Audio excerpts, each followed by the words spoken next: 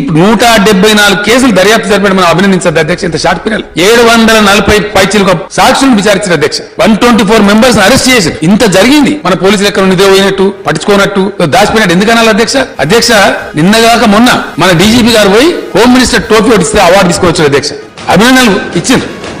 ప్రధానమంత్రి గారు వచ్చినప్పుడు స్వయంగా ఎన్పీఏలో ఇక్కడ మన పోలీసులను అభినందించారు. ఇలా మన పోలీసులు అడుగుతా ఉన్నారు 10 రాష్ట్రాల వాళ్ళని పంపిస్తాం మీ ట్రైనింగ్ ఏంటని చెప్పి. ఇంత ఎఫిషియెంట్ పోలీస్ మనకు ఉంది. ఈ పోలీస్ అనగానే వాళ్ళ మీద తిట్టుడేనా, వాళ్ళని నిందించడమేనా? చెప్పినట్టు వినొచ్చు. నేను పోలీసులకు కూడా మహబూబ్నగర్ జిల్లా పోలీసులకు చెప్పదలుచుకున్నా, రెడ్ డైరీలో మీ పేర్లు రాసి పెడతాం.